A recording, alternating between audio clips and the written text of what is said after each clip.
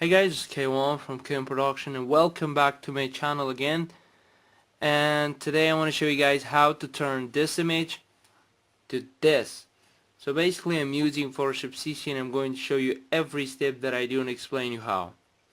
Okay guys, so right now we have this raw photo and I want to thank Fahim Hussein for this amazing portrait. Make sure you go and follow him. I will put the link in the description for his photography page. So let's begin, and the first thing I'm going to do, I'm going to basic setting. Alright, so what we have, I'm not gonna change any exposure or contrast. I think it's pretty good for me, but I'm going to bring down some highlights, something like -41. Also I'm going to bring down some shadow, something like -20. Alright, and then I'm going to leave it just like this, and I'm going to add some sharpness, go to detail, and then I'm going to add some sharpening. Also I'm going to add a little bit of luminance. Then I'm going to effect, and we have amount of vignette to the corner. When you bring up all the way up, it's gonna give you a white vignette. When you bring down, it's gonna give you a black vignette. So I want to go with black vignette, something like around -50, and I think it's pretty fine for me now. And all I want to do is just going to open my image.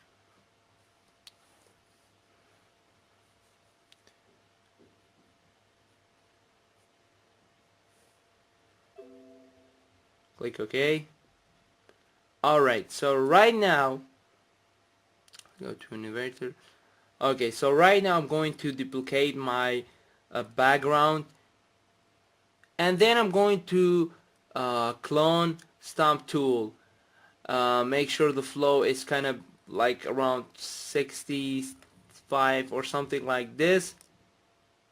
Make your brush bigger, and I'm going to remove this black spot right here, which is so easy to remove it. All you want to do is just hold Alt key on the area that you want to copy and just paste it just like this. But in this case I'm going to bring down a flow a little bit, like 30. Yeah, it could be good.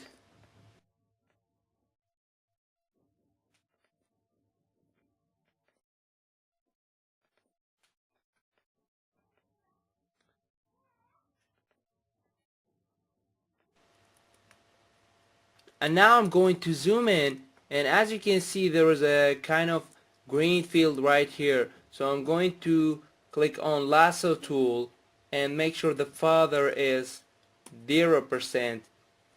I'm just going to select the green field.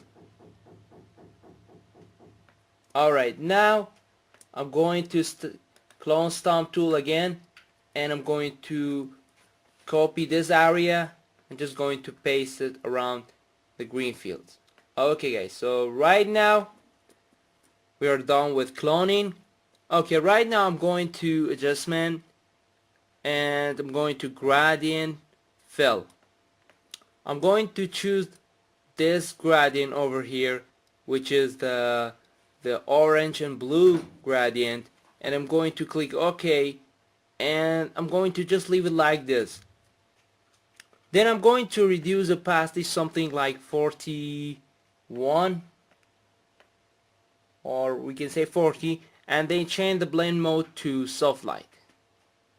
Okay, so as you can see we kinda got a warm tone filter over here, but it's nice. There's the before and after. Okay, after that I'm going to brightness and contrast. I'm going to click on brightness and contrast. I'm going to add some brightness around something like 34.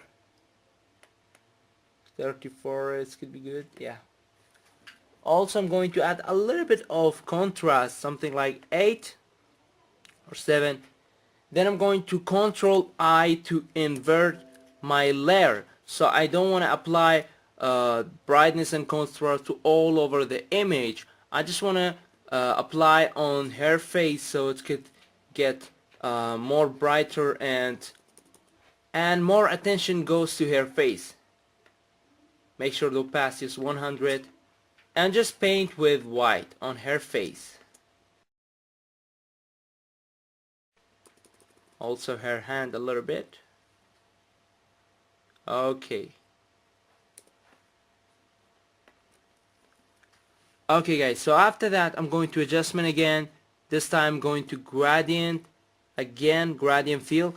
Then I'm going to choose the black one, or we can say the last one, which is the black preset. And then I'm going to change the style to radial. Then I'm going to click on reverse and just add something scales to something around 133. It could be fine, and then click OK. After that I'm going to add a kind of warm tone with solid color. I'm going to solid color, and I'm going to use this color right over here, which is a kind of warm color, 89 and 43, then 24. So I'm going to use this color, which is I think is kind of more warm tone color, and I'm going to click OK. And then I'm going to change the blend mode to soft light. Also I'm going to bring down some opacity, something like 49, something like 40 or something like this, or you can say 49 is good. Alright, or 49. Okay guys, so after this step, I think this is the final step, and I'm going to create new layer, and I'm going to go to the brush tool. Make sure your brush is big, something like 2000 pixel, and just press one time with white brush, and make sure the hardness is 0%. Now after that you can go and move your brightness, or you can say your lights, and change the position of your lights wherever you want to go with. And I'm going to change my position to something like here. Then I'm going to change my blend mode to overlay. After that I'm going to copy again with Ctrl J. Just copy again, this time something like, I'm going to make it bigger, and click OK. Then I'm going to use one of my favorite lights in my light package. If you're interested to get these lights, I have like 20 lights in my light package. The link in the description box below. So if you're interested, you can go and check it out. So I'm going to just grab my lights here and change the blend mode to screen. You can get something like here, and Control T or Command T to resize your light. I'm going to make my light a little bit like smaller, and click OK. Then I'm going to reduce opacity a little bit, something like 60 or 33. Okay, so then after that I'm going to adjustment again. This time I'm going to color lookup, and I'm going to use one of these presets, which is 52 18 Kodak 2395. I'm going to reduce opacity a little bit, something like 50 or something like 40, and that's it guys.